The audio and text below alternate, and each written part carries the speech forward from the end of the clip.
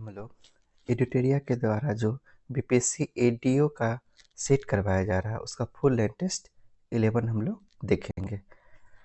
ठीक है, पहले क्वेश्चन पे आते हैं। संगमरमर, क्वार्टजाइट, स्लेट और माइका सिस्ट किस प्रकार के चट्टाने के उदाहरण हैं? देखिए, संगमरमर जो है वो किससे बनता है? आपको चूना पत्थर से। संगमरमर आपको बन गया चूना पत्थर से। ठीक है, क्वार्टजाइट जो है वो आपको बलुआ पत्थर से बनता है। स्लेट जो है आपको सिस्ट से बनता है। ठीक है, तो इस तरह से आप देख रहे हैं तो ये सारा का सारा क्या है कि किसी दूसरे चट्टान से बना हुआ है। जब किसी दूसरे चट्टान से कोई अलग चट्टान बनता है तो उसे हम लोग क्या बोलते हैं? कायांतरित चट्टान बोलते हैं। जैसे संगमरमर क्या है? कायांतरित चट्टान। क्यों? क्योंकि ये चूना पत्थर से बना है। क्वार्टजाइट क्या है? कायांतरित चट्टान है क्योंकि बलुआ पत्थर से बना है।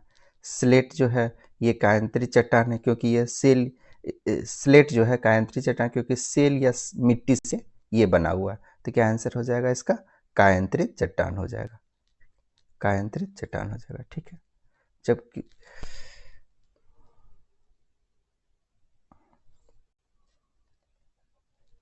2 नंबर में निम्नलिखित में से कौन सा शीतोष्ण घास मैदान नहीं है? तो 2 तरह का घास मैदान होता है, शीतोष्ण घास मैदान और उसके बाद आपको उष्णकटिबंधीय घास का मैदान होता है। तो शीतोष्ण घास मैदान ठंडे जगह पे होता है, उष्णकटिबंधीय घास मैदान गर्म जगह पे होता है। तो आप देखिए, ये पंपास जो है आपको इस तरह से याद रख सकते हैं आप। ये पंपास जो है आपको, तो अर्जेंट में पंप है, नज़दीक में पंप पास में है। अर्जेंट में पंप जो है वो कहाँ है? पास में है। तो अर्जेंटीना क्या हो जाएगा?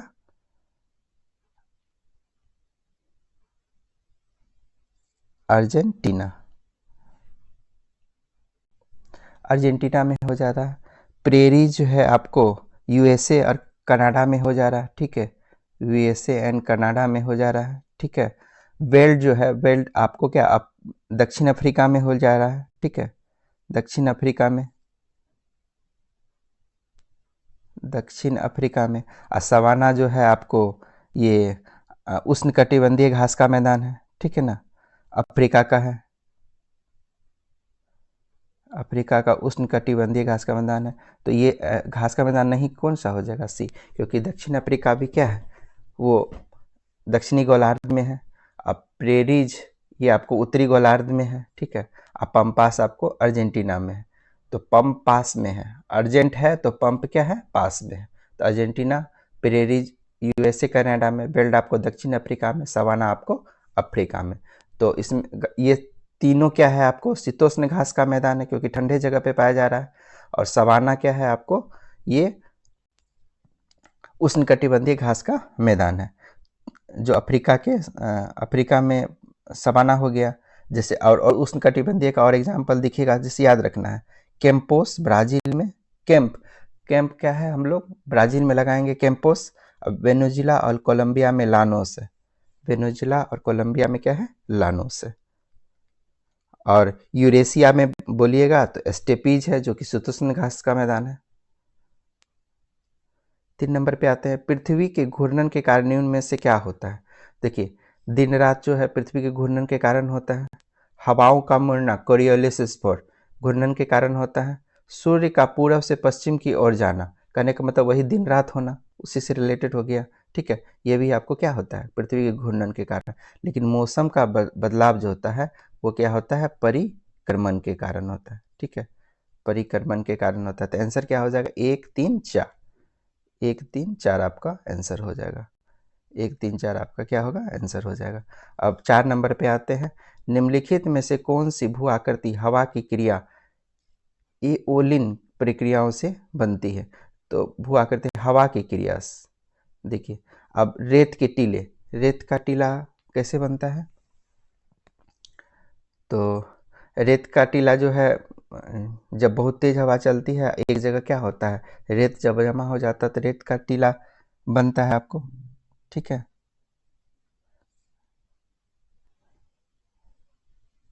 वहीं पर अगर आप ये देखिएगा कि जिस जगह हवा की कोई क्या होता है कि जब हवा को कोई रुकावट मिलता है या जहाँ हवा की गति कम हो जाती है, वहाँ जमा हुई रेत से रेत के टीले बन जाते हैं, ठीक है।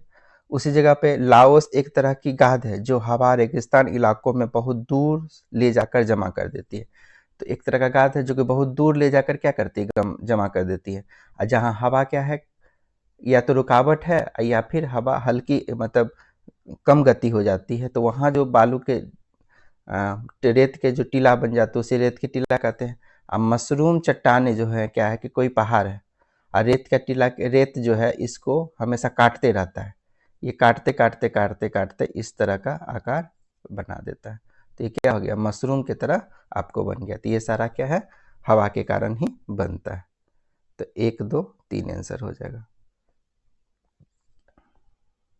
यहाँ बालू बार बार जाके टकरा के और ये इस तरह से मशरूम का आकार बना दे रहा है। 5 नंबर पे आते हैं, लाल मिट्टी के बारे में निम्नलिखित कथनों पर विचार करें। इसमें आयरन ऑक्साइड की मौजूदगी के कारण इसका रंग लाल होता है। बिल्कुल सही है। FeO के कारण, आयरन ऑक्साइड FeO के कारण क्या रहता है, इसका रंग लाल होता है। इसमें आमतौर पर नाइट्रोजन, फास्फोरस और ह्यूमस की कमी होती है। सही बात है, इसमें नाइट्रोजन, फास्फोरस और ह्यूमस की क्या रहती है, कमी रहती है। ये मुख्य रूप से अधिक वर्षा और घने जंगल वाले क्षेत्र में पाया जाता है। अधिक वर्षा बिल्कुल नहीं कह सकते हैं, ये मध्यम वर्षा से अधिक वर्षा के क्षेत्र में, मध्यम वर्षा से अधिक वर्षा और वाले क्षेत्र में ये पाए जाते हैं। तो ये आपका 3 नंबर क्या हो गया, गलत है। यह मुख्य रूप से क्रिस्टलीय आग्नेय चट्टान पे बनती है। सही बात है, ये मुख्य रूप से रूपांतरित और अपक्षय पर बनी होती है, ठीक है। तो ये भी आपका क्या हो गया, सही हो गया। 3 नंबर आपका गलत हो गया। निम्नलिखित कथनों पर विचार कीजिए, ऊपर देख कौन सा कथन सही है। तो 3 छोड़ के 1 2 4 आपका क्या हो जाएगा, ये आपका सही हो जाएगा। 6 नंबर पे आते हैं, ग्रीष्म संक्रांति, शीतकालीन संक्रांति के बारे में निम्न कथनों पर विचार कीजिए। देखिए कह रहा है ग्रीष्म संक्रांति सूर्य कर्क रेखा के ठीक ऊपर होती है। तो सही बात है, ग्रीष्म संक्रांति कब होती है, 21 जून को। 21 जून को सूर्य कर्क रेखा के ठीक ऊपर आ जाता है। सही बात है। शीतकालीन संक्रांति सूर्य मकर रेखा के ठीक ऊपर आ जाते हैं। सही बात है, 22 दिसंबर को ऐसा होता है, ठीक है, 22 दिसंबर को ऐसा होता है। ग्रीष्म संक्रांति उत्तरी गोलार्ध में सबसे लंबा दिन मनाती है। बिल्कुल सही है। शीतकालीन संक्रांति दक्षिणी गोलार्ध में सबसे छोटा, गलत हो गया, सबसे बड़ा दिन बनाती है। ये भी बड़ा दिन ही होगा, क्या होगा, बड़ा दिन होगा। तो ये आपका क्या हो गया, गलत हो गया। सही कथन चुनना है तो 1 2 3 आपका क्या हो जाएगा, सही कथन हो जाएगा। 1 2 3 आपका सही कथन होगा। 7 नंबर पे आते हैं हम लोग। कह रहा है कि निम्नलिखित में से कौन सा सक्रिय ज्वालामुखी नहीं है। देखिए माउंट एटना कहाँ है, इटली में। विसुवियस भी इटली में। स्ट्रोम्बेली भी कहाँ है, इटली में ही है। तो माउंट एटना, माउंट विसुवियस और स्ट्रोम्बेली, ये सारा ज्वालामुखी जो है आपको, ये क्या है, सक्रिय ज्वालामुखी का एग्जाम्पल है। अब जहाँ तक स्ट्रोम्बेली का दिखेगा तो इसे क्या कहा जाता है, भूमध्य सागर का लाइट हाउस कहा जाता है। भूमध्य सागर का लाइट हाउस किसे कहते हैं, स्ट्रोम्बेली को कहते हैं, ठीक है। और एक और कोटोपेक्सी याद रखिएगा, इसमें नहीं है ऑप्शन में, कोटोपेक्सी।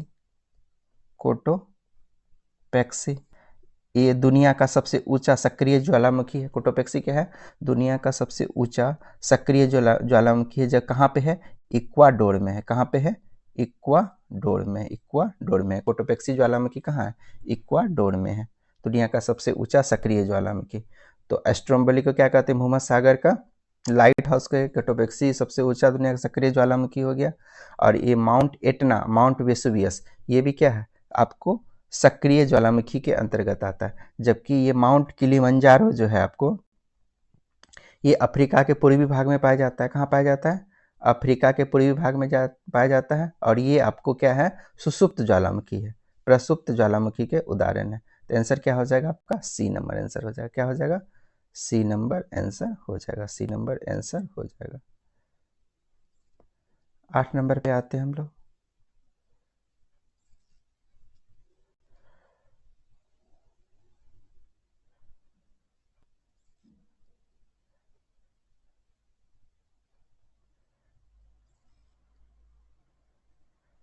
नीतिला दर्रा भारत के निम्नलिखित से किस राज्य में स्थित है?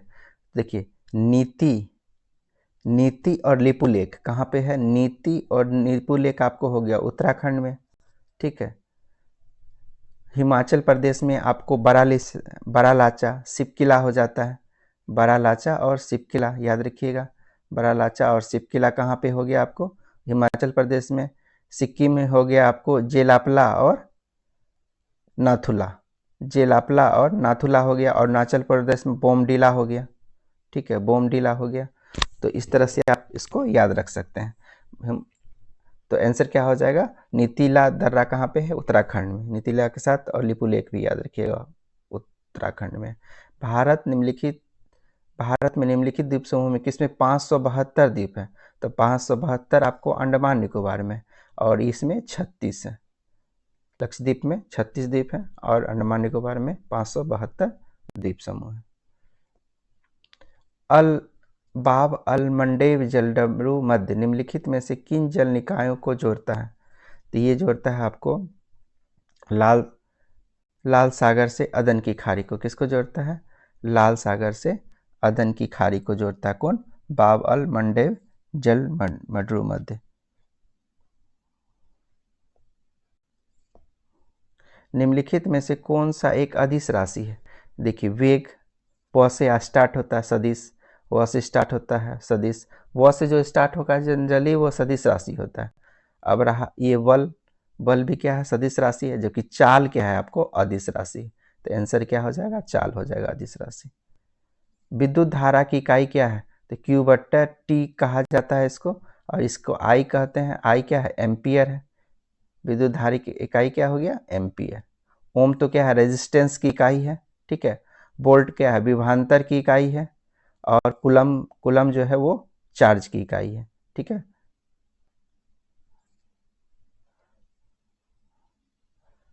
प्रकाश सबसे तेज गति से किस माध्यम से चलता है?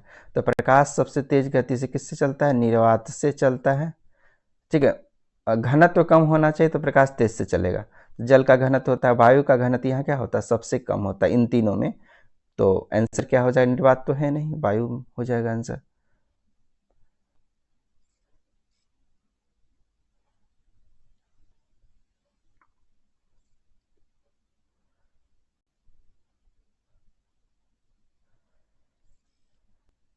चौदह नंबर पे आते हैं हम लोग। विभवांतर मापने का उपकरण क्या है? तो वोल्ट मीटर से क्या करेंगे हम लोग? विभवांतर को मापेंगे। वोल्ट मीटर से विभवांतर को मापा जाएगा। आमीटर से क्या करते हैं हम लोग? धारा मापते हैं, करंट को, धारा या करंट को मापते हैं। हाइग्रोमीटर से हम लोग क्या करते हैं? आर्द्रता मापते हैं। और गैल्वेनोमीटर से कमजोर धारा को मापा जाता है। गैल्वेनोमीटर से क्या होता है? कमजोर धारा को मापा जाता है। कमजोर धारा को मापा जाता है। मीटर से धारा, कोई भी धारा मापेंगे। गैल्वेनोमीटर से कमजोर धारा को मापा जाता है। अब वोल्ट मीटर से तब विभवांतर को मापिएगा ही। हाइग्रोमीटर से आर्द्रता को मापिएगा। निम्नलिखित में से कौन सा विषमांग मिश्रण है? तो नमक का घोल समांग मिश्रण है, क्योंकि दिखता नहीं है। सिरका भी क्या है? समांग मिश्रण है। वायु भी मिश्रण है, ठीक है। लेकिन तेल और पानी क्या है? बिल्कुल ये विषमांग मिश्रण है। तेल पानी क्या कि बिल्कुल अलग अलग आपको दिखेगा। विषमांग मिश्रण है, विषमांग मिश्रण है।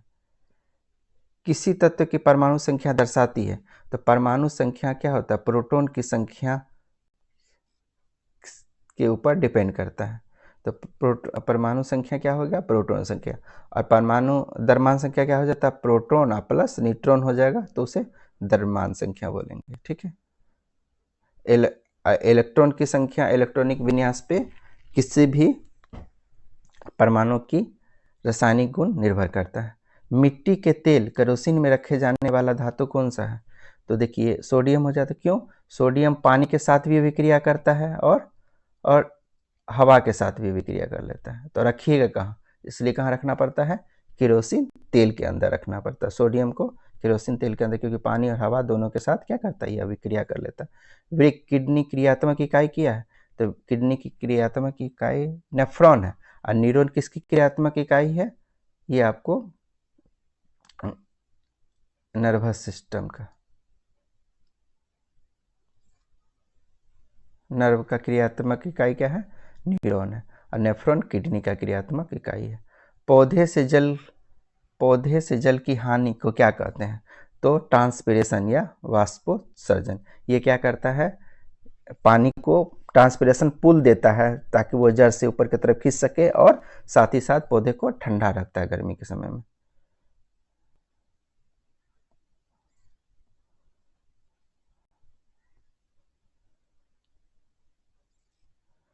बीस नंबर पे आते हैं हम लोग। सूर्य के प्रकाश से कौन सा विटामिन प्राप्त होता है? तो सूर्य के प्रकाश से विटामिन डी प्राप्त होता है, कैल्सीफेरॉल। निम्न पर विचार कीजिए। ध्वनि निर्वात में संचरित नहीं हो सकती है, सही बात है। ध्वनि के लिए क्या चाहिए? माध्यम चाहिए। ध्वनि के लिए माध्यम चाहिए। और ध्वनि कौन सा है? धैर्य। ध्वनि क्या करते हैं? धैर्य रखते हैं, तो इसे अनुधैर्य बोलेंगे, अनुधैर्य। संचरित नहीं हो सकती, सही बात है, क्योंकि इसके चलने के लिए माध्यम चाहिए, बिल्कुल सही है।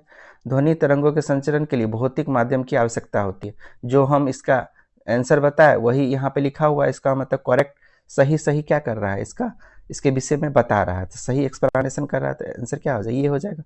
ए और आर दोनों सत्य है, आर एक की सही व्याख्या कर रहा है।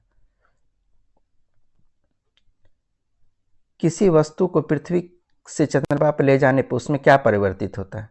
तो देखिए, किसी भी, चाहे कोई भी वस्तु धरती पे हो या फिर चंद्रमा पे हो, उसके द्रव्यमान में कोई परिवर्तन नहीं आता है, ठीक है। जैसे अब देखिए भार का बात कीजिएगा, तो भार बराबर होता है मास गुना एक्सेलरेशन ड्यू टू ग्रेविटी, ठीक है, गुरुत्वीय त्वरण। तो मास यहाँ द्रव्यमान जो है वो कभी नहीं बदलता है, लेकिन एक्सेलरेशन ड्यू टू ग्रेविटी जो हो गया, जी जो है आपको, ये चंद्रमा पे अलग होता है और धरती पे अलग होता है। चंद्रमा पे क्या होता है? G/6 हो जाता है धरती के। तो क्या हो जाएगा? आपको बल, भार जो है यहाँ पे, भार जो है ये आपको बदल जाएगा। तो क्या परिवर्तित होता है? तो भार क्या हो जाता है? परिवर्तित हो जाता है। द्रव्यमान कभी भी परिवर्तित नहीं होता है। उत्तल लेंस क्या है? उत्तल लेंस आपको अभी सारी लेंस है। उत्तल लेंस आपको अभिसारी लेंस है, ठीक है, कन्वर्जिंग लेंस कहते हैं। तो प्रकाश की किरणों को क्या करता है? एक जगह एकत्रित कर देता है, सही बात है। अवतल लेंस डाइवर्जिंग लेंस होते हैं, ये प्रकाश की किरणों को क्या करता है? फैला देता है, डाइवर्ज कर देता है, तो प्रकाश किरणें फैलता है, ठीक है, सही है। प्रिज्म क्या करता है? प्रकाश के रंगों को विभाजित कर देता है, प्रकाश के रंगों को 7 रंग में क्या करता है? विभाजित कर देता है। तो सारा क्या है? मिलान क्या हुआ? 1 का A, 2 का 2, 3 का 3, बी नंबर आंसर हो जाएगा, ठीक है। 24 नंबर पे आते हैं हम लोग। विद्युत फ्यूज का गलनांक कम होता है। देखिए, विद्युत फ्यूज जो होता है किससे बना होता है? SN/PV से बना होता है ना। विद्युत फ्यूज जो है आपको SN और PV से बना होता है, SN प्लस PV का बना हुआ होता है, और इसका गलनांक कम होता है। गलनांक कम करने से क्या फायदा है? सोचिए कि जैसे ही तार, ये वायर है, ये क्या हो गया? गर्म हुआ। गर्म होगा तो क्या हो जाएगा? पिघल जाएगा। अब पिघल जैसे ही जाएगा तो क्या कहता है? ओपन सिस्टम हो जाएगा, उससे कोई भी धारा प्रभावित नहीं होगी। तो अगला जो अप्लायंस आपका जुड़ा हुआ था, ठीक है, जैसे वॉशिंग मशीन, रेफ्रिजरेटर, कुछ भी अगर जुड़ा हुआ है, तो वो क्या होगा? जलने से बच जाएगा, खराब होने से बच जाएगा। तो सही बात है, फ्यूज तार का गलनांक कम होता है, सही बात है। धारा सीमा से अधिक होने पर यह पिघल जाता है और परिपथ को तोड़ देता है, बिल्कुल सही है, 100%। तो क्या हो जाएगा? सही असर्शन रीजन दोनों सही है, और सही एक दूसरे का क्या कर रहा है? एक्सप्लेनेशन भी आपको सही ही कर रहा है।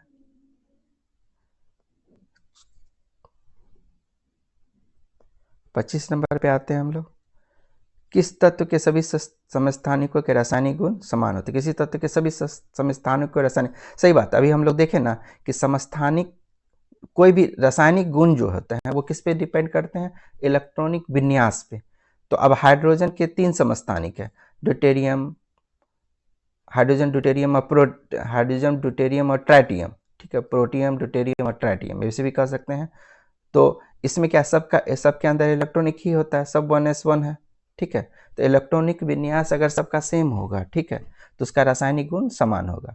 तो समस्थानिक क्या हो गया कि मतलब जो जिसका स्थान पीरियोडिक टेबल में एक ही हो, जिसमें प्रोटॉन की संख्या समान हो, तो उसे समस्थानिक कहते हैं। न्यूट्रॉन की संख्या अलग अलग होगा तो समस्थानिक कहेंगे।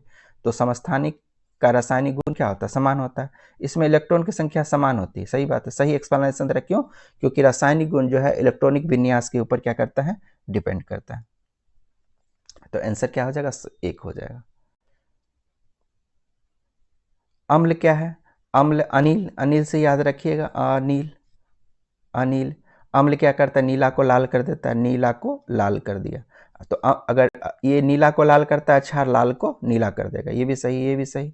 लवण क्या करता है? उदासीनीकरण, अम्ल और क्षार की अभिक्रिया से उदासीनी अम्ल और क्षार के रिएक्शन जब होता है तो साल्ट और वाटर बनता है, जिसे हम लोग क्या कहते हैं? उदासीनीकरण अभिक्रिया कहते हैं। तो ये भी क्या हो गया? सही हो गया। तो तीनों क्या है? मैच है, एक का ए, दो का, तो बी नंबर हो जाएगा। एक ए, बी का 2, सी का 3 हो जाएगा।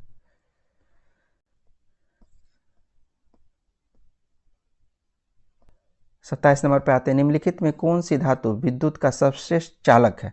देखिए, विद्युत का सर्वश्रेष्ठ चालक कौन सा है? चांदी है। लेकिन आप कहिएगा कि तांबा का तार या अल्युमिनियम का तार रहता है, तो इसलिए रहता है कि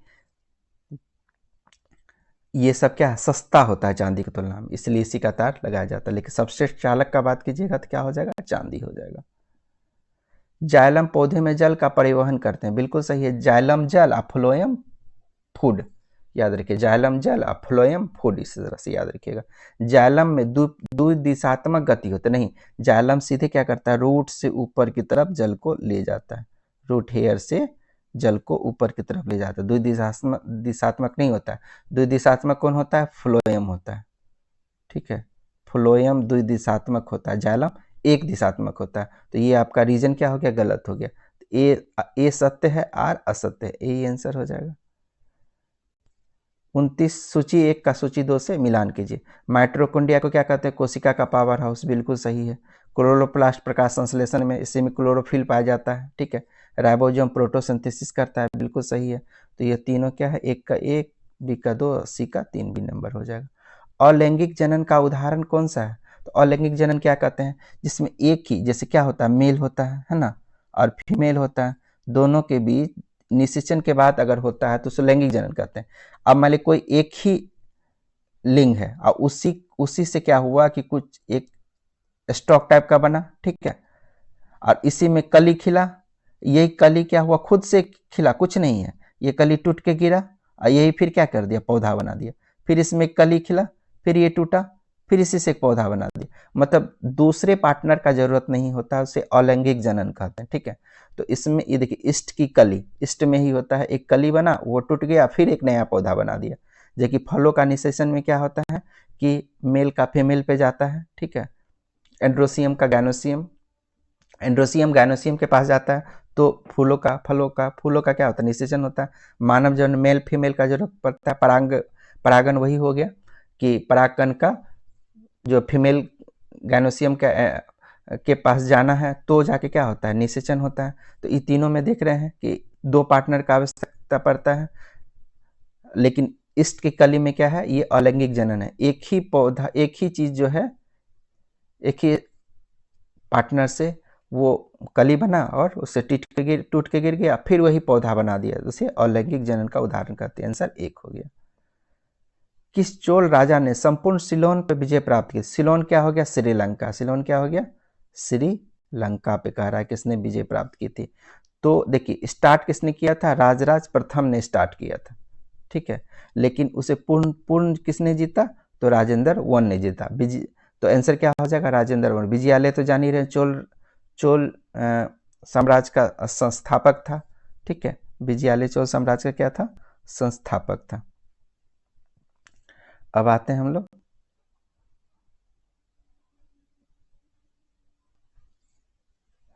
निम्नलिखित में से किसने मोहम्मद गजनी के हमले के बाद सोमनाथ मंदिर का भव्य निर्माण करवाया था?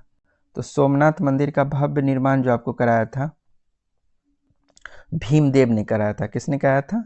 भीमदेव ने करवाया था। भीमदेव ने करवाया था। क्यों?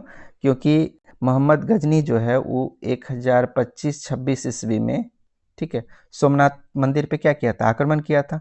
और उस समय गुजरात में चालुक्य सोलंकी वंश का शासन था। तो जब मोहम्मद गजनी ने हमला किया था, भीमदेव प्रथम ही गुजरात का शासक था। युद्ध के दौरान कुछ समय के लिए कच्छ के कंटकोट किले में चला गया था। गजनी के जाने के तुरंत बाद भीमदेव प्रथम ने सोमनाथ मंदिर जो है वो पत्थर का फिर से उसे क्या कहते पुनर्निर्माण करवाया। इससे पहले जो मंदिर जो था वो लकड़ी या ईंटों का बना हुआ था। भीमदेव प्रथम का एक याद रखिएगा, मोढेरा का प्रसिद्ध सूर्य मंदिर जो है वो भी भीमदेव प्रथम ही बनवाया था। 33 नंबर पे आते हैं हम लोग। निम्न में से किस सुल्तान के काल में खलीसा भूमि अधिक पैमाने पे विकसित हुई? तो खलीसा भूमि जो होता है वो सरकारी भूमि को क्या कहते हैं, खलीसा भूमि, सरकारी भूमि को खलीसा भूमि कहते हैं। तो अलाउद्दीन खिलजी के समय सबसे बड़े पैमाने पर विकसित होता। क्यों विकसित हुआ था? क्योंकि कठोर भू राजस्व नीति थी।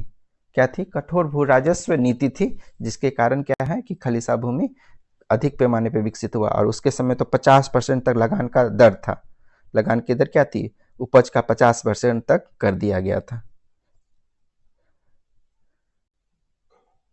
निम्नलिखित में से कौन सा स्थल गुरु नानक जी का जन्म स्थल था?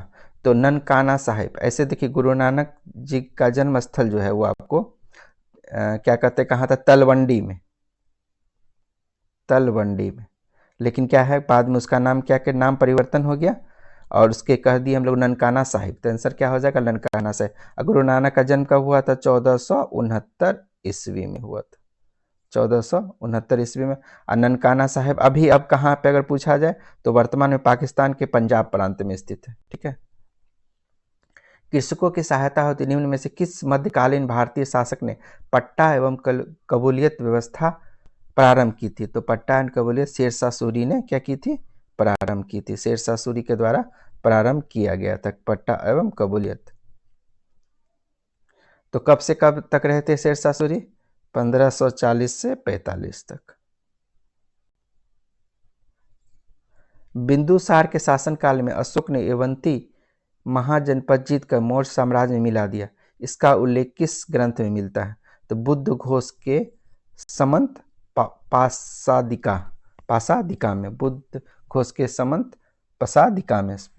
समंत पसादिका में ये उल्लेख आपको मिलता है।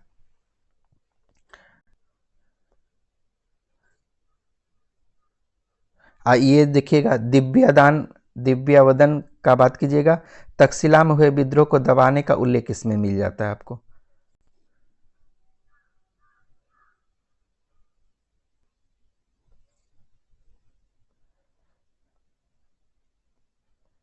सैंतीस नंबर पे आते हैं हम लोग। निम्नलिखित में कौन सा एक सुमेलित नहीं है? तो आलमगीरपुर उत्तर प्रदेश। सही बात है, आलमगीरपुर क्या उत्तर प्रदेश में हड़प्पा सभ्यता का सबसे पूर्वी स्थल में आता है ना, पढ़े होंगे। हड़प्पा सभ्यता का सबसे पूर्वी स्थल उत्तर प्रदेश का आलमगीरपुर है। कालीबंगा, ये आपको कालीबंगा तो कहाँ? राजस्थान में है। जुते हुए खेत यहीं से प्राप्त हुए थे। लोथल गुजरात। गोदीवारा याद रखिएगा। रोपर कहाँ पे है? पंजाब में। और यहाँ पे स्वतंत्र भारत में उत्खनन हुआ था किसका? रोपर का। ये सब पूछा हुआ क्वेश्चन है, इसलिए इसको हम बता दिए आपको। तो कौन सा सुमेलित नहीं है? तो कालीबंगा हो जाएगा, जो कि राजस्थान है, ना कि हरियाणा। वैदिक धर्म एवं संस्कृति के संरक्षण की परंपरा निम्नलिखित में किस वंश द्वारा प्रारंभ की गई थी? शुंग वंश के द्वारा ये प्रारंभ की गई थी धर्म और संस्कृति संरक्षण की परंपरा। शुंग वंश जो है, मौर्य वंश का अंतिम राजा वीरदत्त की हत्या करके पुष्यमित्र शुंग ने शुंग वंश की क्या की थी? स्थापना की थी। 39 नंबर पे आते हैं हम। निम्नलिखित में कौन सा एक सुमेलित है? प्रथम अंगला मैसूरियत। देखिए इस तरह से याद रखिएगा, 67, 69, 80, 84, 90, 92 और चौथा 99।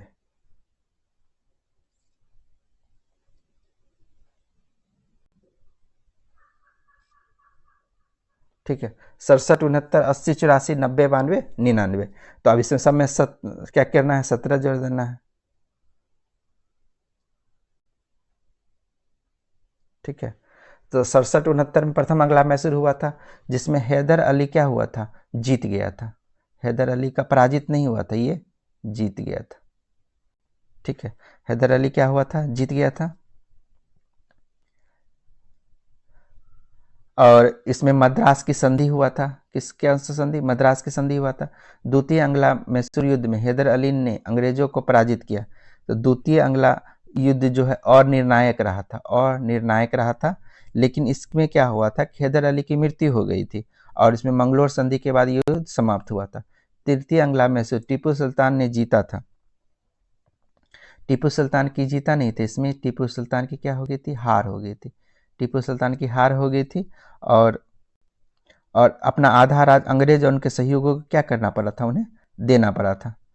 और जबकि चतुर्थ अंग्ला मैसूर युद्ध में टीपू सुल्तान की क्या हुई थी, मृत्यु हो गई थी, सुल्तान मारा गया था। और श्रीरंगपट्टनम की संधि इसमें हुआ था, मैसूर पर अंग्रेजों का प्रभुत्व हो गया था।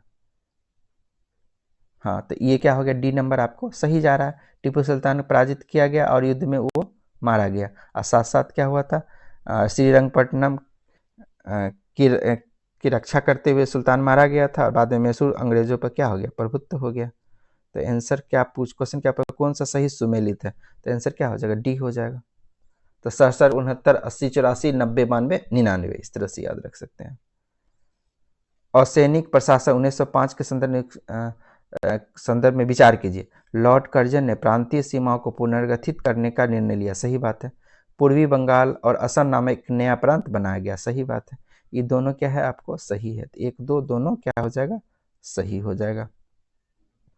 मुख्य उद्देश्य क्या था, बंगाल की राष्ट्रवादी एकता को तोड़ना, जिसके कारण 1905 में बंगाल का विभाजन हुआ था।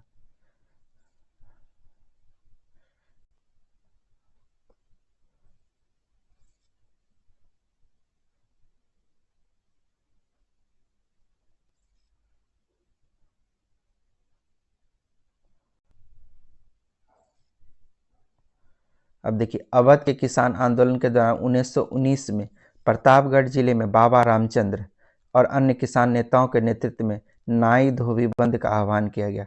इस विरोध प्रदर्शन का प्राथमिक उद्देश्य क्या था?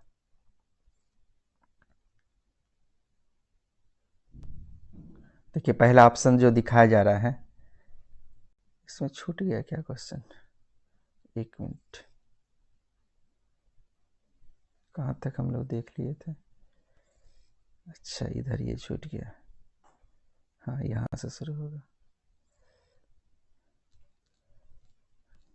रैयत बारी भू राजस्व व्यवस्था को बारामहल जिले में 1792 ईस्वी में पहली बार निम्न में से किसने लागू की थी?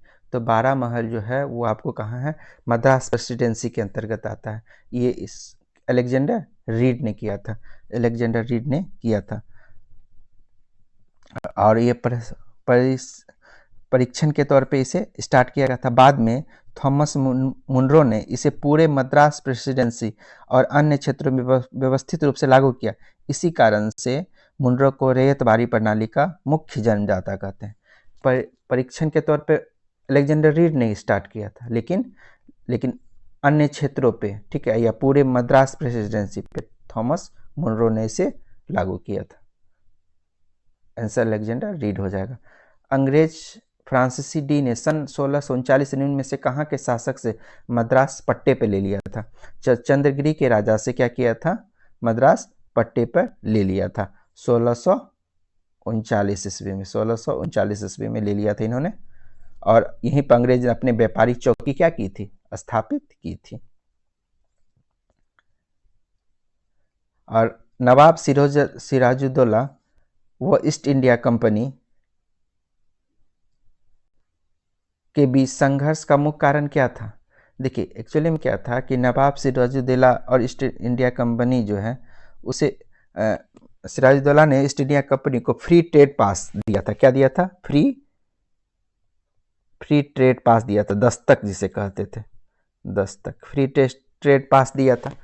तो कंपनी इसका क्या कर रहा था, कंपनी का जो अधिकारी था वो निजी व्यापार करना शुरू कर दिया था, जिससे क्या होता था, टैक्स का नुकसान हो जाता था नवाब को। ठीक है, अंग्रेज ने नवाब की मनाही के बावजूद कलकत्ता की किलाबंदी जारी रखी थी। पहले से फोर्ट विलियम कहा जाता था कलकत्ता को।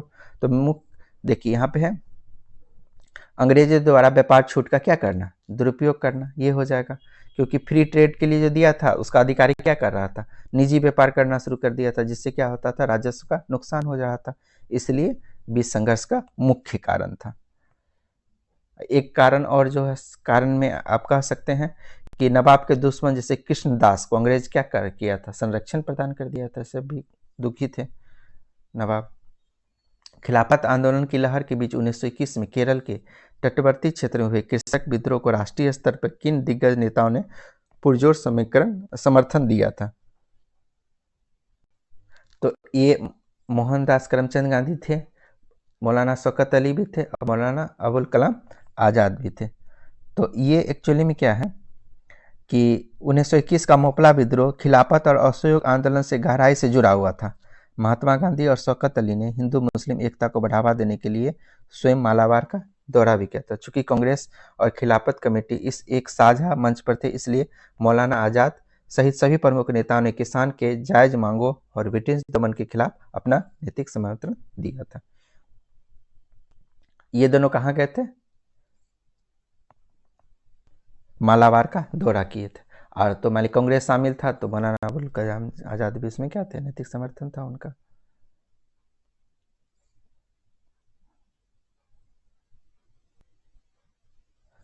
अब आते हैं हम लोग 45 नंबर पे। क्या था कि अवध के किसान आंदोलन के दौरान 1919 से प्रतापगढ़ के जिले के बाबा रामचंद्र और किसान नेताओं के नेतृत्व में नाई धोबी बंद का आह्वान किया गया था। इस विरोध का प्रदर्शन का प्राथमिक उद्देश्य क्या था? इसका उद्देश्य यह था कि जमींदार के खिलाफ किसानों द्वारा अपनाया गया एक सामाजिक बहिष्कार का तरीका था, मतलब असहयोग। ठीक है, क्योंकि जमींदार वहां पे क्या थे, काफी ही दमनकारी नीति रखते थे, जिसके कारण क्या हुआ कि नाई धोबी जो है के रूप में असहयोग दिखाया गया था वहां पे।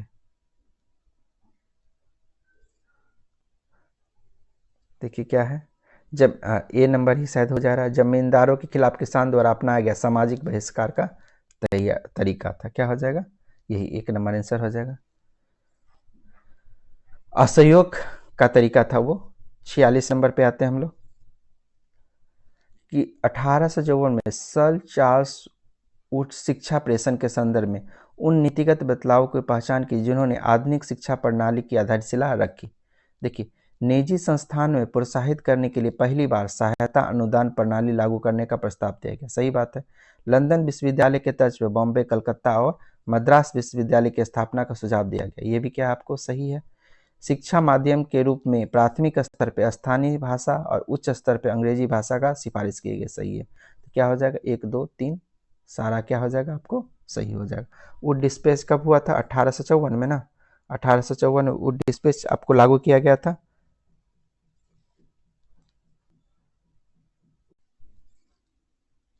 भारतीय राष्ट्रीय आंदोलन के वैचारिक इतिहास को समझने के लिए कुछ महत्वपूर्ण कृतियां नीचे दी गई है। ग्रेट डिवाइडेड के लेखक H.V. हडसन थे, जिन्होंने भारत पाक विभाजन के संदर्भ में पुस्तक लिखी थी। सही बात है। द ग्रेट डिवाइड के लेखक कौन थे? H.V. हडसन थे। हिंद स्वराज मूल रूप से जवाहरलाल नेहरू नहीं, गांधी जी। हिंद स्वराज किसने लिखा था? गांधी जी ने के द्वारा। तो ये गलत हो गया। Hind Swaraj Gandhi ji. Guilty man of India's partition Ram Manohar Lohia के विभाजन के लिए जिम्मेदार कारकों का तीखा विश्लेषण किया था। बिल्कुल सही है। Glimpses of world history Mahatma Gandhi ने, नेहरू जी ने के द्वारा इंदिरा गांधी को लिखा हुआ पत्र था, पुत्री को लिखा पत्र का संख्या, यहाँ नेहरू जी हो जाएंगे। तो ये भी क्या हो गया, आपका गलत हो गया। तो 1 और 3 आपका सही है, 1 और 3 सही है। 19वीं शताब्दी के दौरान भारत के संगठित राजनीतिक उदय के संदर्भ नीचे दिए गए राजनीतिक संगठनों को उनके स्थापना वर्ष के आधार पर क्रम में व्यवस्थित करने के लिए कह रहा है। तो इसमें जो है आपको तो बंग भाषा प्रकाशिक सभा जो है वो आपको 1836 में बना था। लैंड होल्डर सोसाइटी जो है 1838 में बना था।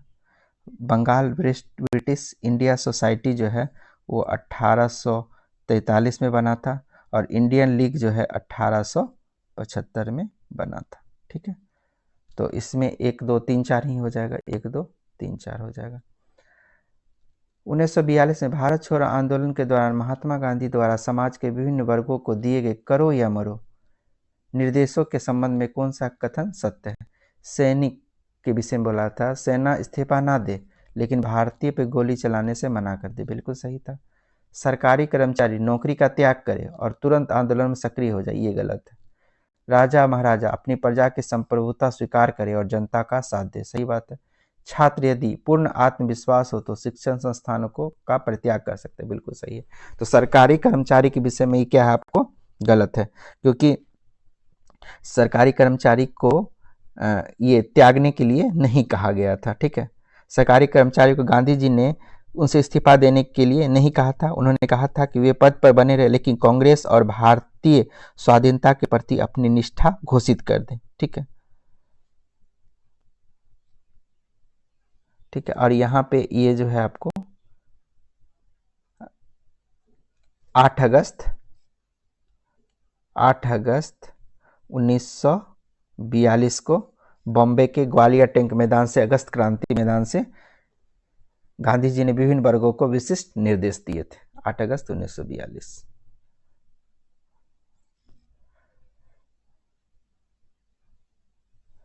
पचास नंबर पे आते हैं हम लोग।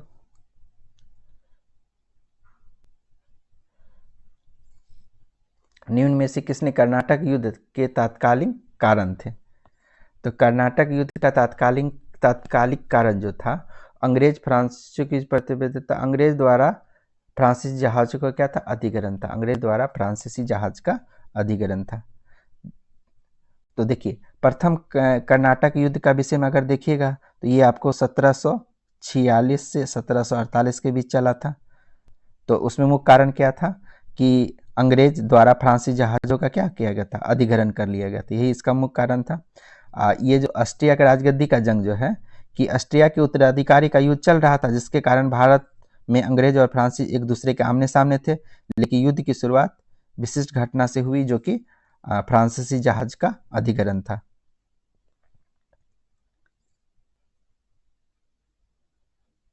और एक चीज इसमें पूछा जाता है कि ये कब समाप्त हुआ था? 1748 में एला सापेल की संधि से, एला सापेल के संधि से क्या हुआ था? समाप्त हुआ था। निम्नलिखित में से कौन सा अंतरिम सरकार का सदस्य नहीं था? तो जगजीवन राम जो थे वो आपको श्रम मंत्री थे, जगजीवन राम श्रम मंत्री थे। बलदेव सिंह क्या थे? आपको रक्षा मंत्री थे। आसफ अली जो थे वो रेल और परिवहन मंत्री थे। शंकर दयाल शर्मा जो है वो कोई भी मंत्री नहीं थे। तो आंसर सी हो जाएगा। आपातकाल के दौरान मौलिक अधिकारों का निलंबन किस देश के संविधान से लिया है? तो ये आपको आपातकाल का निलंबन जो है वो जर्मनी के संविधान से लिया गया है। ठीक है, अब फ्रांस के संविधान से क्या लिया गया है? प्रस्तावना में गणतंत्र और स्वतंत्रता, समानता और बंधुत्व का आदर्श लिया गया है। जबकि अब अगर आप देखिएगा कि अमेरिका के संविधान से तो बहुत सारा चीज लिया गया, जैसे मौलिक अधिकार, न्यायपालिका की स्वतंत्रता, न्यायिक समीक्षा, राष्ट्रपति पर महाभियोग, सुप्रीम कोर्ट हाई कोर्ट के जजों को हटाना, उपराष्ट्रपति का पद, ये सब कहाँ है? उसी के संविधान से लिया गया है। 53 नंबर पे आते हैं, परिसीमन आयोग के बारे में विचार कीजिए। तो परिसीमन आयोग जो है, इसके आदेश को किसी भी अदालत में चुनौती नहीं दी जा सकती, सही बात है। परिसीमन प्रधानमंत्री परिसीमन अधिनियम के तहत आयोग की नियुक्ति करता है, गलत है।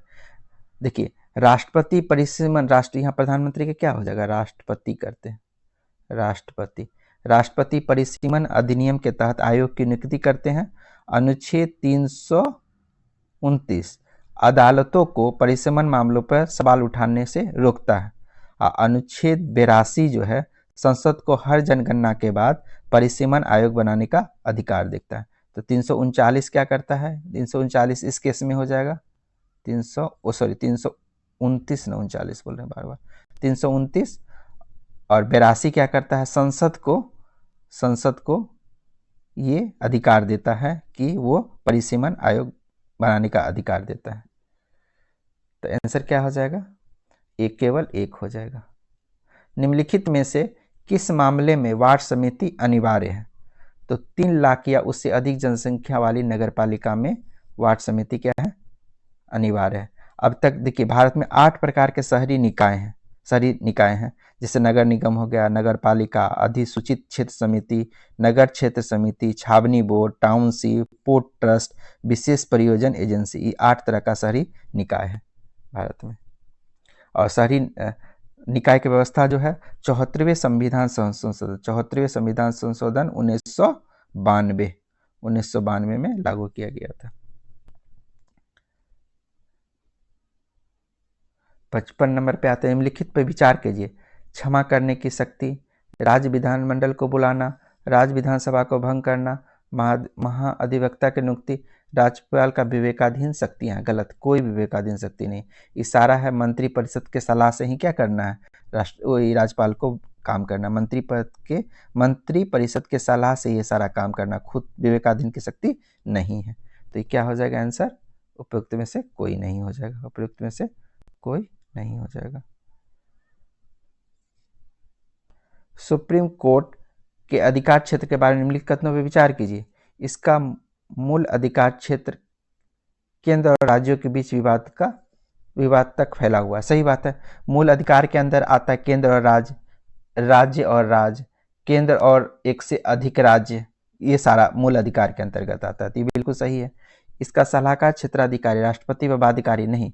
सलाह तो दे सकता है, ठीक है, सलाह दे सकता है, लेकिन ये राष्ट्रपति के ऊपर क्या है, बाध्यकारी नहीं होता है। ठीक है, राष्ट्रपति के ऊपर बिल्कुल भी बाध्यकारी ये नहीं होता है। अनुच्छेद 143, ठीक है ना, अनुच्छेद 143 143 अनुच्छेद 143 के तहत राष्ट्रपति जो है वो सुप्रीम कोर्ट से राय ले सकता है, लेकिन वो राय जो है राष्ट्रपति के ऊपर बाध्यकारी नहीं होता। इसके अपीलीय क्षेत्राधिकार दीवानी और आपराधिक मामले शामिल है, ये भी आपको सही है।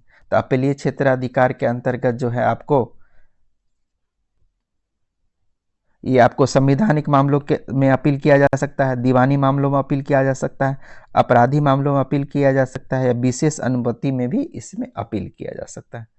अपील क्षेत्राधिकार हो जाता है। तो आंसर क्या हो जाएगा आपको? 1 और 3 हो जाएगा, 1 और 3 हो जाएगा। 57 नंबर पे आते हैं हम लोग। धन विधेयक और वित्त विधेयक के बीच अंतर के बारे में इनमें से कौन सा विकल्प सही नहीं है? देखिए, धन विधेयक और वित्त विधेयक क्या है कि दोनों विधेयक जो है वो राष्ट्रपति के पूर्व मंजूरी से ही लोकसभा में पेश किया जाता है। तो दोनों सिर्फ लोकसभा में पेश किया जाता है, सही बात है। दोनों के लिए राष्ट्रपति पूर्व अनुमति की जरूरी है, बिल्कुल सही है। दोनों में राज्यसभा बदलाव कर सकती नहीं, वित्त में कर सकती है, वित्त में कर सकती है, धन में नहीं कर सकती है। लोकसभा अध्यक्ष का प्रमाणीकरण सिर्फ धन विधेयक के लिए जरूरी है, बिल्कुल सही है। तो क्या हो जाएगा?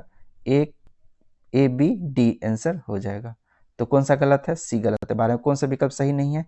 तो ये सी नंबर क्या हो गया? आंसर हो जाएगा, क्योंकि राज्यसभा से वित्त में बदलाव कर सकती है, धन में बदलाव नहीं कर सकती है।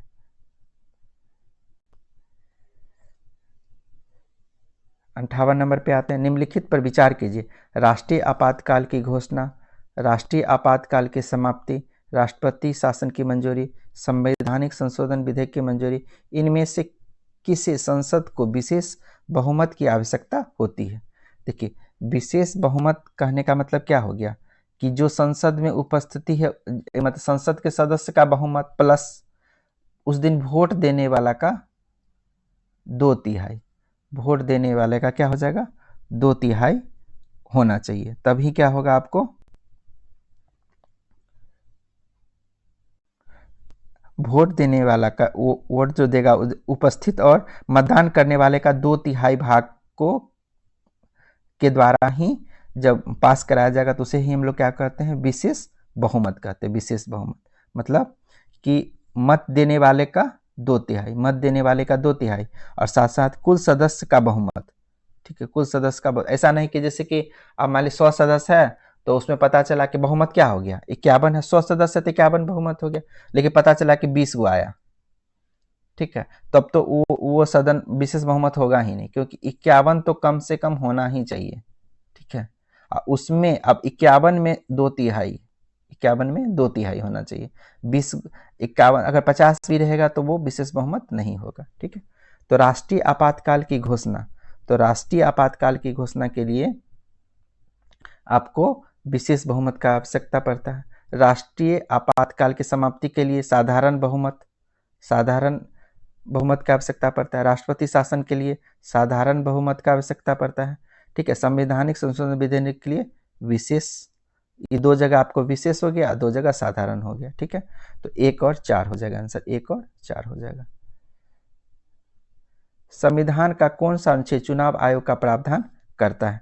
तो संविधान का अनुच्छेद चुनाव आयोग 324, संविधान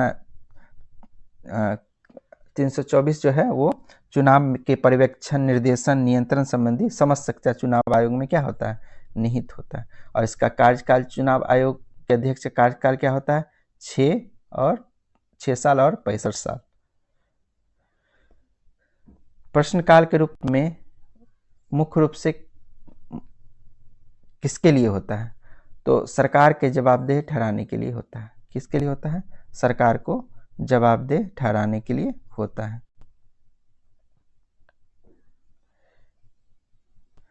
निम्नलिखित में से किसी परिच्छिन्न बेरोजगारी का सामान्य अर्थ होता है?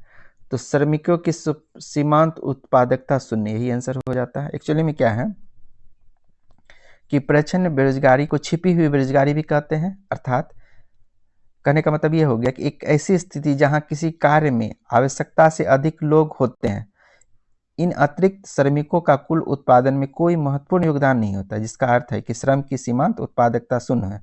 मतलब ये कहने का मतलब ये हो गया कि इन अगर अतिरिक्त लोगों को यहाँ से हटा भी दिया जाए तो कुल उत्पादन का स्तर वही रहेगा, ठीक है। जैसे कि 5 आदमी मिलके एक कट्ठा में खेती कर रहे हैं, ठीक है, और 4 आदमी, एक आदमी को हटा दीजिएगा, ठीक है, 4 आदमी बचे, ये भी क्या कर, एक कट्ठा में उतना ही खेती कर पा रहे हैं, तो बस एक आदमी की सीमांत उत्पादकता क्या है, शून्य है, ठीक है। तो ये इसे ही क्या कहते हैं हम लोग, परिच्छिन्न बेरोजगारी या सीमांत उत्पादकता शून्य कहते हैं। 62 नंबर पे आते हैं हम लोग। जब कुल उत्पाद स्थिर होता है तो सीमांत उत्पादन क्या होगा? देखिए, सीमांत उत्पाद कहते किसको है?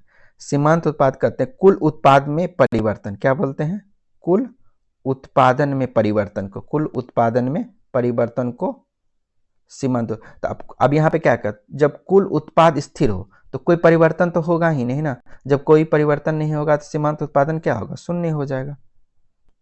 क्या हो जाएगा, शून्य हो जाएगा।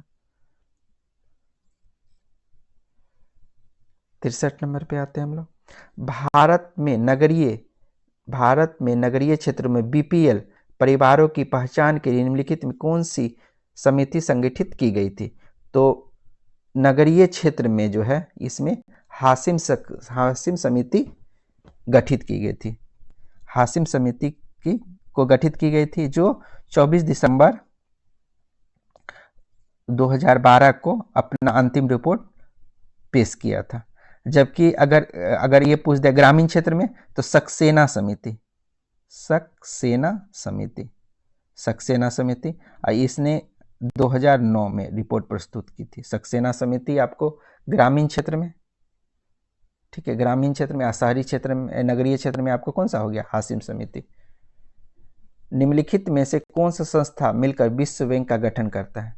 देखिए, विश्व बैंक जो है आपको, वो 5 संस्थाएं शामिल है विश्व बैंक में, जिनमें से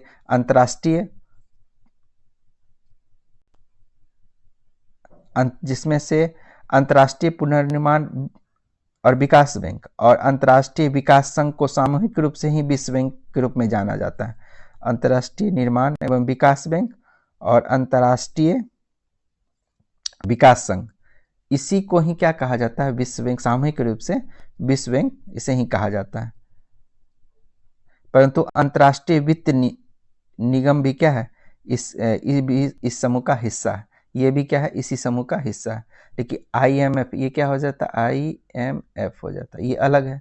तो गठन करते हैं तो 1, 3, 4 इसकी का हो गया, 1 3 4 हो जाएगा, 1 3 4।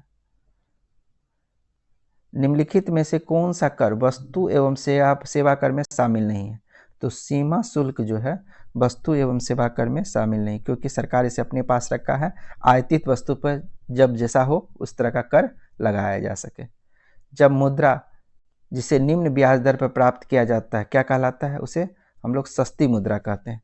जब निम्न ब्याज दर पर कोई मुद्रा प्राप्त किया जाता है तो उसे क्या कहते हैं? सस्ती मुद्रा कहते हैं, सस्ती मुद्रा कहते हैं। आर्थिक सर्वेक्षण 2024-25 के अनुसार विदेशी मुद्रा भंडार मामले में भारत का स्थान कहाँ है? तो भारत का स्थान चौथा है। भारत का स्थान कहाँ है? चौथा।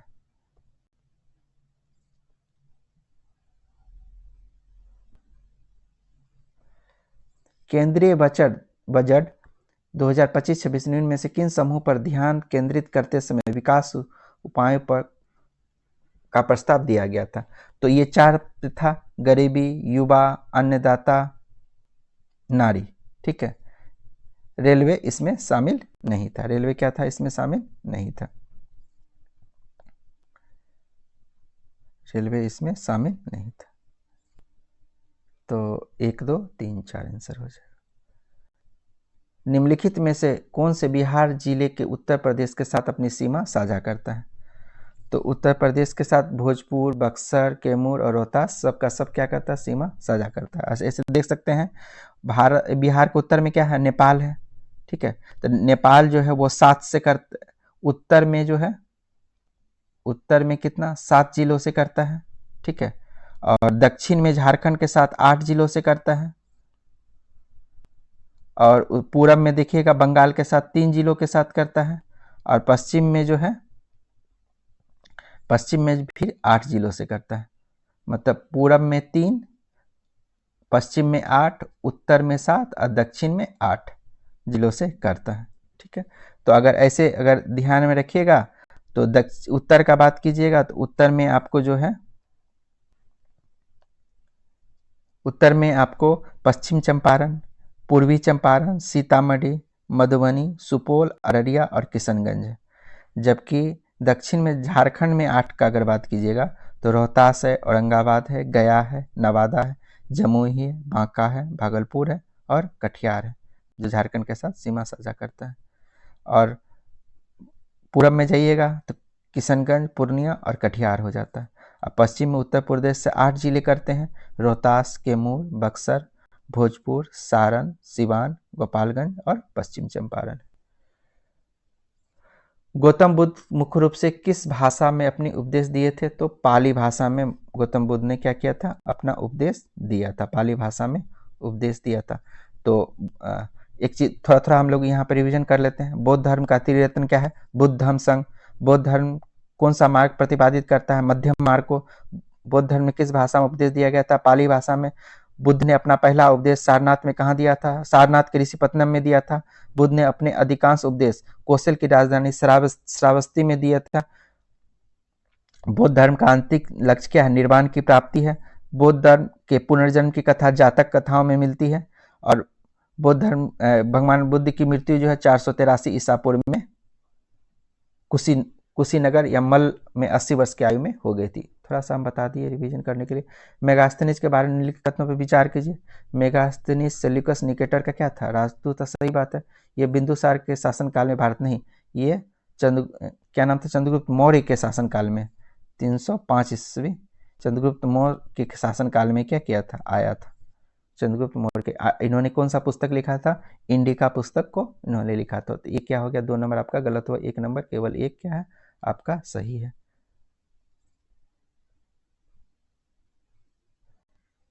सूरजगढ़ युद्ध के संबंध में निम्नलिखित कथनों पर विचार कीजिए। सूरजगढ़ का युद्ध 1634 नहीं 1534 में लड़ा गया था। सूरजगढ़ का युद्ध जो है कब लड़ा गया था? 1534 में लड़ा गया था। गलत हो गया। ये युद्ध हुमायूं और शेरशाह सूरी के बीच नहीं, ये युद्ध शेरशाह सूरी और महमूद शाह के बीच लड़ा गया। शेरशाह सूरी और महमूद शाह के, तो ये भी गलत हो गया। तो ना तो 1 ना तो 2 सही है। बिहार में सदाकत आश्रम की स्थापना किसके द्वारा और किस राष्ट्रीय आंदोलन के दौरान की गई थी? तो मौलाना मंजूरुल हक के द्वारा असहयोग आंदोलन के दौरान ये की गई थी। तो असहयोग आंदोलन के दौरान मजरुल हक ने अपने मित्र खैरू मियाँ के साथ खैरू मियाँ के द्वारा दिग्गा घाट के निकट दान की भूमि पर सदाकत आश्रम की क्या की थी, स्थापना की थी। 30 सितंबर 1921 को मजरुल हक ने सदाकत आश्रम से द मदरलैंड नामक समाचार पत्र का प्रकाशन किया, जिसने राष्ट्रीय भावना का प्रसार किया था। मदरलैंड। बिहार में कृषि जलवायु क्षेत्र में जोन 1 में कितने जिले शामिल हैं? तो जोन 1 में कितने जिले शामिल हैं? 13 जिले शामिल हैं। ऐसे बिहार में कितने जोन हैं?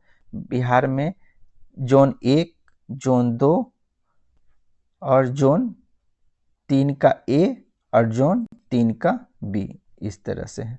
ठीक है, तो जोन 1 में 13 हो जाते हैं, जोन 2 में 8 हो जाते हैं, जोन 3 में भी इसमें 6 और इसमें 11 जिले आ जाते हैं। तुतला भवानी जलप्रपात बिहार के किस जिले में है? तो तुतला भवानी जलप्रपात बिहार के रोहतास जिले में।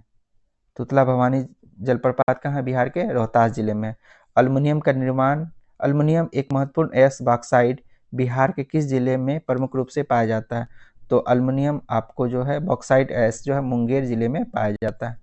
2011 की जनगणना के अनुसार बिहार में ग्रामीण साक्षरता दर लगभग कितनी थी?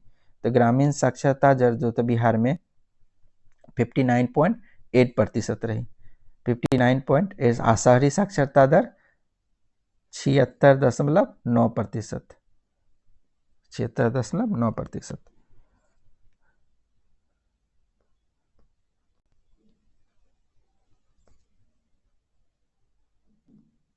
78 नंबर पे आते हैं। आज़ादी के बाद भारत में प्रथम मुस्लिम मुख्यमंत्री कौन थे? अब्दुल गफूर थे। प्रथम मुस्लिम मुख्यमंत्री अब्दुल गफूर थे। अब ये मोहम्मद यूनिस जो थे वो आज़ादी से पहले बने थे। स्वतंत्र बिहार के प्रथम मुख्यमंत्री श्री कृष्ण सिंह हो गए। स्वतंत्र बिहार के प्रथम हरिजन मुख्यमंत्री का बात करेगा तो भोला पासवान शास्त्री मारिएगा। और बिहार के प्रथम स्वतंत्र निर्दलीय मुख्यमंत्री का बात करेगा तो महामाया प्रसाद सिन्हा मारिएगा। निम्नलिखित में से कौन सी मिट्टी दक्षिण बिहार में प्रचुरता में नहीं पाई जाती है? नहीं पाई जाती है बोला जा रहा है। तो नवीन जलोढ़ खादर मिट्टी जो है ये आपको नहीं, बलथर मिट्टी, करेल के बाल मिट्टी और कागरी मिट्टी पाई जाती है। ठीक है,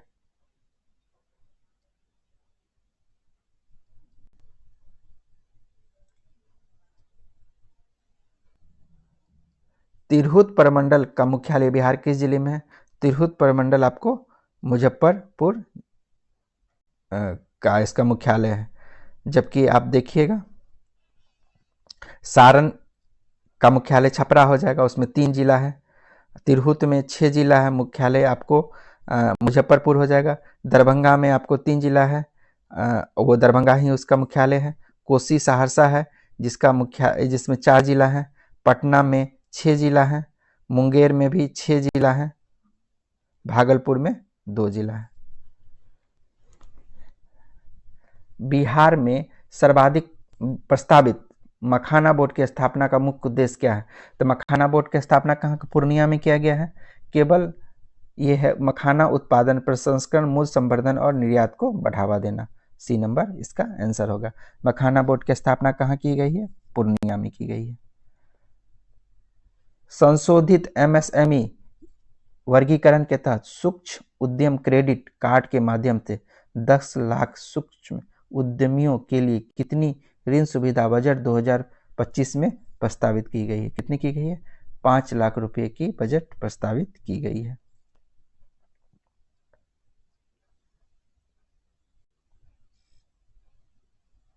अगले 3 वर्षों में सभी अस्पतालों में डे केयर कैंसर सेंटर स्थापित करने की योजना 2025-26 में कितने सेंटर पे स्थापित करने का लक्ष्य रखा गया है?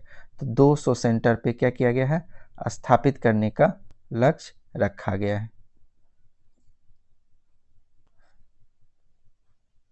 हाल ही में बिहार के मधुबनी में आयोजित राष्ट्रीय पंचायत पुरस्कार 2025 कहाँ आयोजित किया गया था? मधुबनी में, याद रखिएगा। राष्ट्रीय पंचायत पुरस्कार 2025 कहाँ आयोजित किया गया था? मधुबनी में। दौरान बिहार के किस पंचायत को विशेष पंचायत पुरस्कार के लिए चुना गया?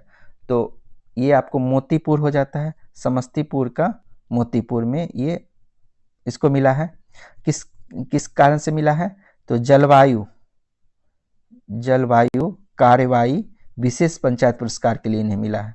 रैंक, इसका रैंक क्या था? 3 था, रैंक 3 था। मोतीपुर का देश भर में रैंक कितना था? 3 था। जलवायु कार्रवाई विशेष पंचायत पुरस्कार के लिए इन्हें चुना गया था। इसमें 50 लाख रुपए की राशि प्रदान की गई और ट्रॉफी दिया गया। और इसकी मुखिया कौन है? प्रेमा देवी।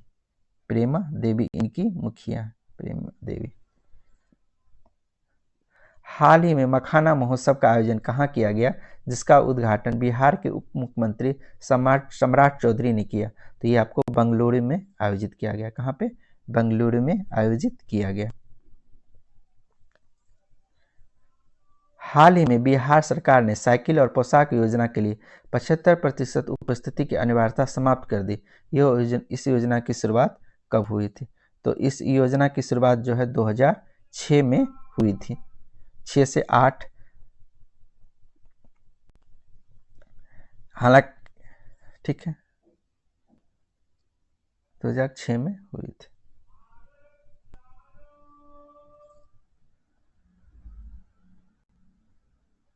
अप्रैल 2025 मास्को में आयोजित कराटे विश्व कप में बिहार के अनुष्का अभिषेक ने कौन सा पदक हासिल किया था? तो इन्होंने रजत पदक हासिल किया था।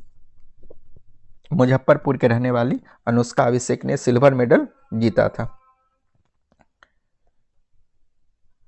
अप्रैल 2025 में बिहार में पहली बार जेपी गंगापत पटना में भारतीय वायुसेना के लिए एरोबेटिक टीम ने प्रदर्शन किया था। तो क्या नाम था इसका? सूर्य किरण। क्या नाम था? सूर्य किरण, जिसमें कि ये आपको वीर कुंवर सिंह के विजयोत्सव पर शौर्य दिवस जब मनाया जाता है, शौर्य दिवस, उसी समय ये आयोजित किया गया था। सूर्य किरण एरोबेटिक टीम ने अपना शानदार प्रदर्शन किया था, जिसमें टीम ने 9 हॉक 132 लड़ाकू विमानों के साथ आसमान में हैरत अंगेज करतब दिखाए थे। सूर्य किरण की टीम के साथ भारतीय वायुसेना की आकाश गंगा स्काई ड्राइविंग टीम ने भी पैराशूट के जरिए प्रदर्शन किया था। शौर्य दिवस पे ये किया गया था।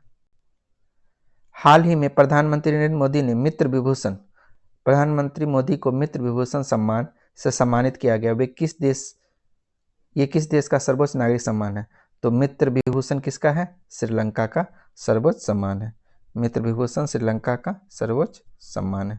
अभी देखिएगा कि हाल में जो कुछ मिला है, जैसे नामीबिया से मिला है order of the most ancient Welwitschia mirabilis, Namibia का। ब्राजील का मिला है the grand collar of the national order of the southern cross. Trinidad and Tobago का जुलाई में ही मिला है the order of the republic of the Trinidad एवं टोबैगो। जुलाई 2025 में फिर घाना मिला है officers of the order of the star of Ghana. फिर रूस से मिला है order of Saint Andrew the Apostle. ये सारा मतलब जुलाई में ही मोदी जी को प्राप्त हुआ है। ग्लोबल टेररिज्म इंडेक्स 2025 में दूसरा सबसे ज्यादा आतंकवाद प्रभावित देश कौन है? तो दूसरा सबसे ज्यादा कौन सा है? ये आपको पाकिस्तान है। दूसरा सबसे ज्यादा आपको पाकिस्तान को दिया गया है, जबकि बुर्किना फासो जो है, ये बुर्किना फासो 1 नंबर पे है। बुर्किना फासो लगातार 1 नंबर पे है। और भारत का स्थान जो पूछा जाएगा तो भारत का स्थान 14वें नंबर पे है। भारत कितने नंबर पे है? 14वें नंबर पे।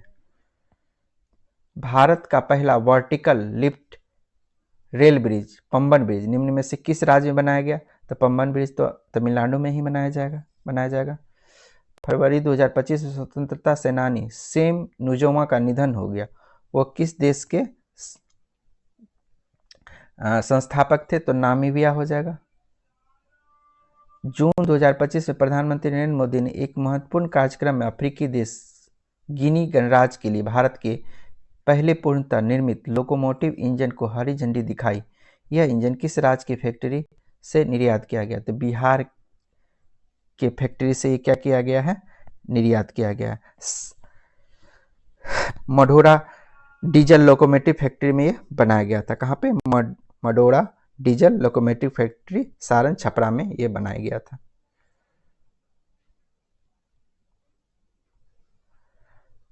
94 पे आते हैं हम लोग।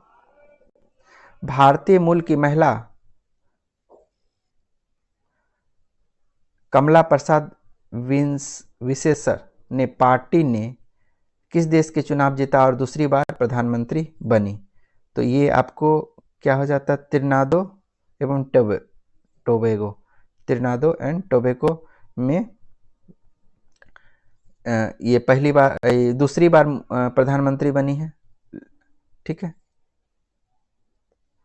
भारत ने किस पड़ोसी देश में ट्रांसशिपमेंट सुविधा वापस ले लिया? तो ट्रांसशिपमेंट सुविधा हाल में ही बांग्लादेश से क्या किया है? वापस ले लिया है।